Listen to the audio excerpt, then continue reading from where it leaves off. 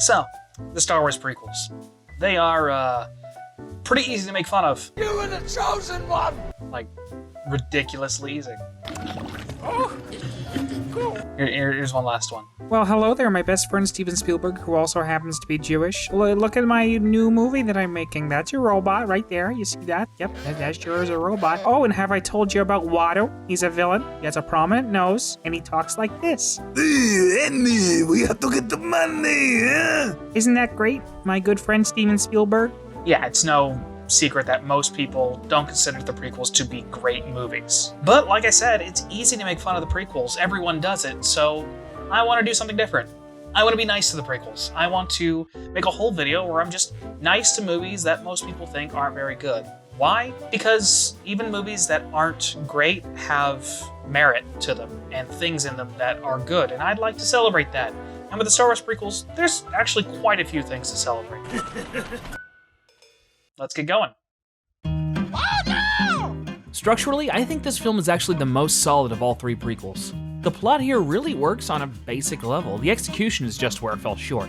If George Lucas had handed the script off to another writer for some soft rewriting and dialogue punch-ups, you have a film that fundamentally can work. Also, on a basic level, I think all these characters work too. Again, I think some life injected into the dialogue could have really made them a lot better, but these are good basic ideas for characters. For instance, let's discuss Padme, a character that, most people don't think has much of a personality. But from her actions, you can surmise that she's a take-charge kind of person. She demands to be actively involved in things, be it getting parts for a ship or, fighting a war. You put some more spunkiness into her dialogue, similar to Leia. Like, this is something that's already happened back in the 70s. But you put some more of that spunkiness into her dialogue, and those aspects that were already there would come across a lot stronger and get across what is fundamentally a solid character on paper. And across the board, I find this to be true. Nobody in this movie is just a complete waste of space. They just could have used another pass to really bring out their strengths. Yes, even Jar Jar. Ahmed Best is a good performer, and someone who understood comedy better than Lucas could have written him some stuff to really help show that.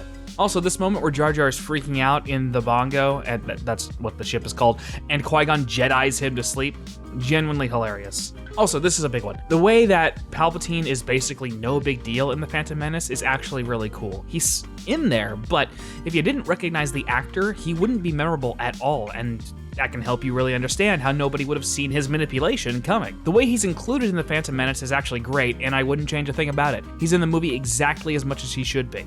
You know what, and why don't I just go ahead and state the obvious as well? The Duel of Fates scene is so good and well directed that I struggle to believe that it's directed by George Lucas at all. And the music for all these movies is brilliant because John Williams can do no wrong musically. I won't go on just talking about how great John Williams is because that'll be the entire video. For now, we move on to the next movie.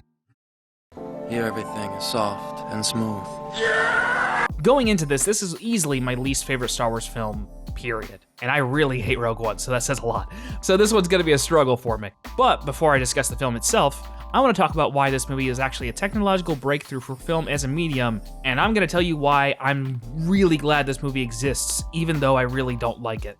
This is the first Star Wars anything to be shot using a digital camera, the HDW F900, created by Sony and Panavision. At a time when everyone else was disregarding digital film as worthless, George Lucas took a risk and used new technology to create one of the most anticipated films of the decade. And due to his contributions, as well as others, digital cameras became not only common, but the new standard for film. That technology being pioneered led to consumers getting better cameras for cheaper, and now consumer-grade cameras are being produced that can create movie-quality footage. So just to illustrate my point, this camera right here is the Panasonic G85. It is $500, and this is what I get for $500. Not too bad. Other cameras, such as the Panasonic GH5, one of my personal favorites at the moment, offer kind of film quality images, and that kind of consumer-grade filmmaking technology would not exist without George Lucas and Attack of the Clones helping to push forward digital camera technology at a time when no one was taking it seriously. And I gotta say, I appreciate that, and the impact that has made on the world of filmmaking is immeasurable.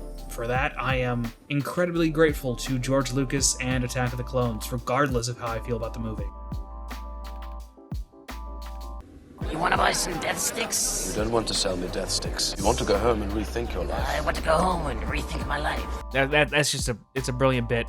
And a lot of people talked about this bit. It's great. It's a good joke. Also, the whole sequence on Coruscant with the assassination attempt and the chase that ensues after, I loved the vibe of that entire sequence. Even if the details weren't great to me, seeing the nightlife of a larger Star Wars city is extremely appealing to me personally.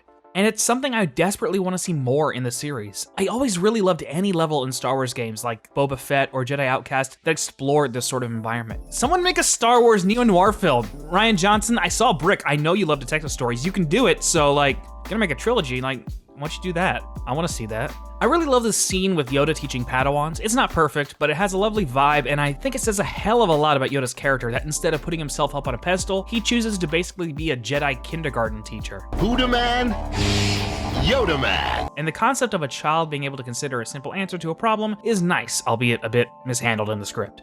Also, I like the entire concept of Obi-Wan as a Jedi detective. Frankly, if the entire film was focused more on Obi-Wan and the mystery more, Attack of the Clones would have been a lot more interesting, and you can see a lot of that potential here. And you know what, like, when I first started writing this, I didn't think about this at all, but now that I'm thinking about it, I'm just now realizing that Lucas was actually going for a detective noir thriller for this movie. But when you realize that's the goal, a lot of decisions come to focus. The diner makes perfect sense when you keep that in mind, as well as the planet that constantly rains. That's very noir stuff right there. Lucas was really trying to do something different here. If he committed to that a bit stronger, I think I would have absolutely loved this movie. The only thing that's really missing is a femme fatale character. So yeah, I guess what I'm saying here is George Lucas was actually onto something here. If he had gone a bit further into that would have been really great.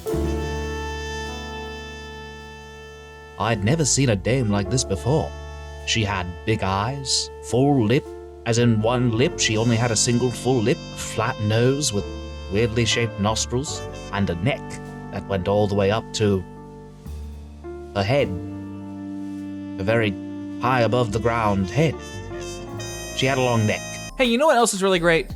Christopher Lee, the Nazi-killing metalhead wizard himself. And his character, Count Dooku's lightsaber, one of the best hilt designs for the franchise. Hey, you know the language of the bug people? Easily the best alien speech created for the entirety of Star Wars. I really like the sound design for their language. It's amazing. Also, these creatures in this fight are all great. This entire action scene is also really fun. Having Jedi fight without lightsabers is fun. Also, forgetting about context for a second, this shot is nice. It's a nice shot. It's a good shot. Look how nice that shot is. It's nice. He could use the Force to influence the midi-chlorians to create life. I like a lot of things about this opening 15 or so minutes. I think the difference in directing styles between CG set pieces and the live action bits is a bit too jarring, but it does more effectively establish camaraderie than any other prequel film. The main problem isn't necessarily how it's done here, but just that it's too little too late. Also, Lucas really has trouble with comedy. But to be fair, here he started to get a better handle on how to have these characters interact and whatnot.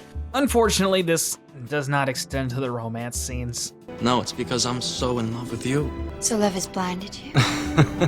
But you know, we're focusing on positives. I think General Grievous is actually really well established here. He's creative, menacing, and his collection of lightsabers really establishes how dangerous he is to Jedi. I think having Anakin kill an unarmed Dooku early in the film is a really good line to have him cross. I would have lost the "do it" moment. It's a bit cartoonishly evil, but everything else is really solid in that moment. It's a very good inciting incident that could have been used to even greater effect. I love Kashyyyk. I don't think Chewbacca necessarily needed to be hanging out with Yoda, that's kind of silly, but I like the battle on Kashyyyk as a concept, and the design of the planet is good. I like it. The treehouse stuff is fun. Also, the opera scene. It's not opera, but you know, like, it's an opera scene. The scene itself isn't great. Ironic. But the concept for the performance is truly alien and interesting, and I love that aspect of it. Also, I enjoy all the ideas behind the political intrigue. Politics in Star Wars, as much as people will complain about it, is not a problem. Star Wars is inherently political. The problem here is execution. Palpatine using the Jedi's ill-conceived attack on him as justification for grabbing power is actually a great idea.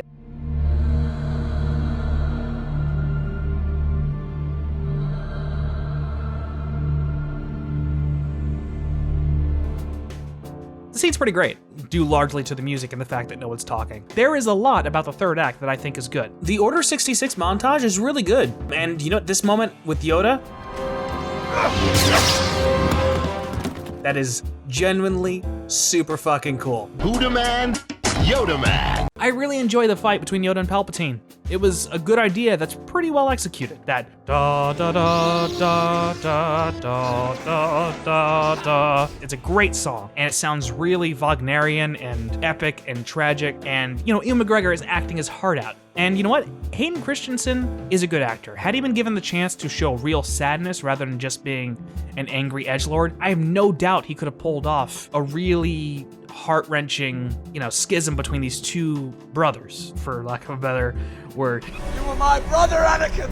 I also think that Obi-Wan leaving Anakin but not finishing him off is a great choice too. I think it's a great way to show that, like, you know, he can't actually kill him, and a lot of people pay for that. Having Anakin's undoing being him overestimating his own abilities. That makes sense for his character, and on a thematic level, it's a good idea. The high ground bit is overly simplistic, but the basic idea there is good. You know what's also good? Palpatine sending Anakin to kill the Separatists in order to remove all his loose ends. I believe Anakin would do that, and it's a great way to show how Palpatine uses people and then throws them away. So, yeah. I think that rounds out what I had to say about these movies. If you guys also have things that I didn't mention that you like about the prequels, please just go into the comments. Tell me about them. Just let's be positive. If you enjoyed this video, I'd appreciate it if you considered giving my Patreon. And any amount counts. And if you don't want to give, that's cool too. You don't have to. And as usual, I'm just going to sort of end the video without much preamble because I think it's funny to do that. So, bye.